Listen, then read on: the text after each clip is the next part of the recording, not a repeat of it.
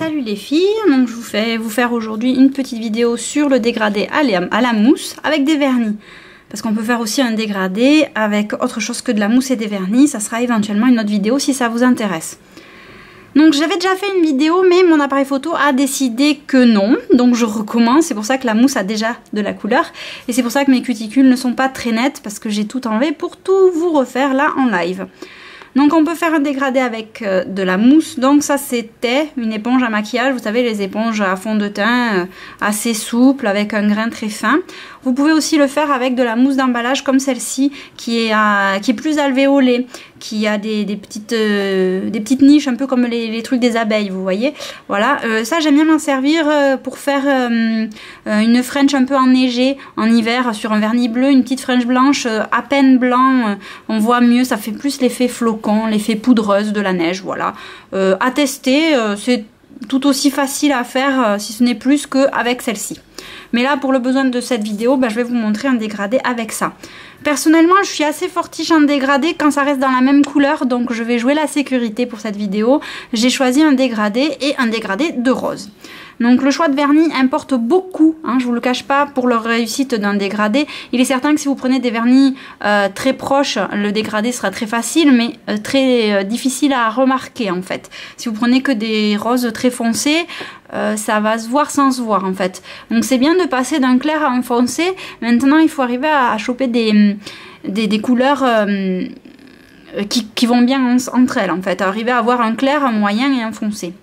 Donc là le clair c'est le L'Oréal Milkshake in LA, le 216. Le moyen c'est le OPI Gouda Gouda Too Shoes. Et le dernier, donc le foncé qui est presque rouge, c'est le Revlon 570 Vintage. Donc je prends mon éponge, comme vous le voyez j'ai déjà fait des petites bandes. Alors il faut prendre une éponge qui soit assez large pour faire tout l'ongle, et pas le prendre dans un sens qui n'est pas assez large pour faire tout l'ongle, sinon ça va être assez gênant. Voilà. Donc si jamais vous devez vous promener, l'effet de dégradé sera plus difficile à obtenir proprement, on va dire. Alors que là, vous avez juste à poser comme ça et c'est réglé. Donc, le plus sensible, c'est vraiment le choix du vernis, parce que vous allez voir, après c'est très simple.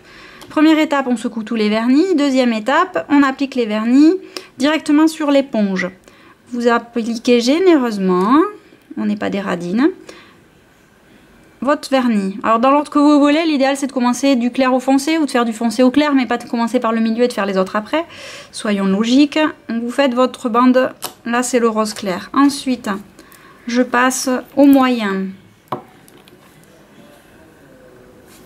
Le moyen, je fais la bande à côté. Si possible, je me débrouille à faire en sorte que celui du milieu touche celui d'avant. Enfin, que les bandes se touchent, quoi, qu'il n'y ait pas d'espace entre les deux. Sinon, c'est pas drôle. Là. Et le dernier. Tac. Voilà, vous avez vos 3 bandes. Très simple. Maintenant, vous choisissez du sens d'application. Donc, à savoir si ça va partir du foncé vers le clair ou l'inverse. Personnellement, je préfère faire l'inverse. Tout simplement pour un souci de fainéantise. C'est plus facile à nettoyer un vernis clair des cuticules qu'un vernis foncé. Je ne me vois pas enlever mon rouge fuchsia des cuticules là. Donc, je pose. Donc, pour info, quand on pose, ça donne ça. Donc, non, c'est pas raté. C'est juste pas fini. Et donc, vous posez et vous tamponnez. Alors, vous n'allez pas y voir grand-chose, désolé. Je vous montrerai que le résultat final. Ça va pas être terrible en plus, puisque ma mousse avait déjà commencé à sécher de la précédente vidéo. Je le bénis, mon appareil photo, je vous le dis. Je le bénis. On va éviter d'avoir un morceau de mousse. Voilà. L'inconvénient d'une mousse qui commence à être trop vieille, enfin, qu'il faut changer la mousse. C'est ça, c'est quand vous commencez, ou la remouiller du moins, enfin lui remettre un coup de vernis dessus, c'est que vous commencez à avoir des morceaux de mousse qui s'arrachent de votre éponge et qui vont se mettre sur votre ongle.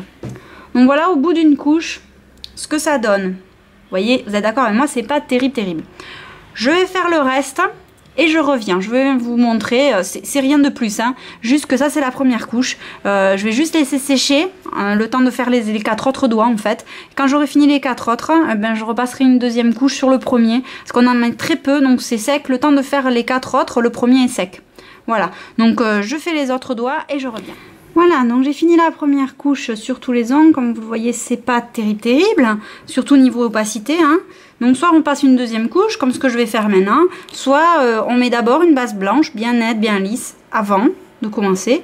Et du coup, les couleurs ont plus de peps. Cette astuce de mettre du vernis blanc avant, c'est vraiment très utile, surtout si on veut faire un dégradé avec des vernis fluo qui sont réputés pour leur manque d'opacité. Du coup là, déjà qu'en temps normal, ils sont pas terribles niveau opacité. Là qu'en plus, on les applique avec une éponge, c'est encore pire. Donc voilà, hop, on tapote, on tapote, on tapote. Vous voyez, c'est pas compliqué, hein, faut juste tapoter en tournant. Ça sert à rien d'écraser votre éponge. C'est encore pire si vous écrasez l'éponge. Vous voyez, je fais que tapoter. Là, la mousse commence à coller. Donc, je vais rajouter un peu de vernis. Un peu, hein, ça sert à rien de le gaver. On gave surtout à la première fois. La deuxième fois, c'est juste parce qu'il a un peu séché, on en remet un peu du neuf dedans. Ça sert à rien de vider le flacon sur l'éponge. Hein. Voilà, on en met un peu. Moi, je fais toujours un petit coup comme ça sur une feuille de papier. Comme ça enlève le surplus et ça évite d'avoir, si jamais on s'est emgratté, qu'on en a mis un peu plus d'une couleur que de l'autre, ça évite d'avoir un effet trop chargé, mettons, surtout pour le rouge là qui est très opaque, ça évite d'avoir un effet trop chargé et le reste qui est pas assez opaque quoi. Voilà, donc on tapote.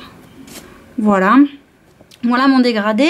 Après, rien ne vous empêche, si vous trouvez que, mettons, vous voyez sur le petit doigt, le rouge n'est pas assez présent, bon, bah, je prends un petit coin de mousse qui est libre. Genre un petit coin, je longe pas moi là. J'en mets un petit peu dessus. Et je vais juste corriger le rouge que j'ai besoin de corriger, quoi. Et là, du coup, faire très attention, bien le travailler. Parce que c'est comme ça qu'on se retrouve avec un effet rayure. Avec des poils de chat aussi, tiens. Là. C'est l'inconvénient d'avoir un chat. Il n'est pas resté longtemps, hein. C'est une copine qui me l'avait laissé en gardiennage pendant une semaine, mais elle a mis des poils partout, cette coquine. Bref. Vous voyez, et là, du coup, en corrigeant, ben, on a très vite l'effet rayure, celui qu'on souhaite vraiment absolument éviter. Donc, du coup, on est presque obligé de retravailler toutes les couleurs derrière. Pour avoir vraiment un effet moins rayé, quoi, refondre.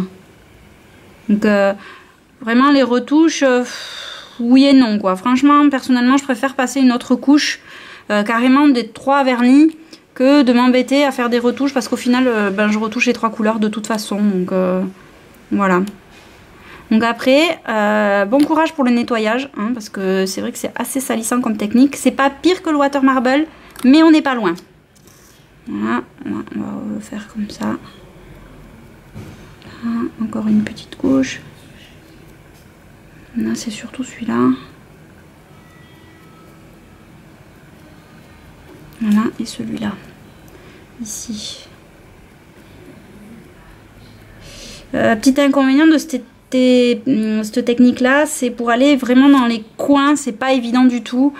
Là, il n'y a pas de secret, faut batailler ou alors après l'appliquer avec un petit pinceau à part, mais j'ai pas trouvé de secret.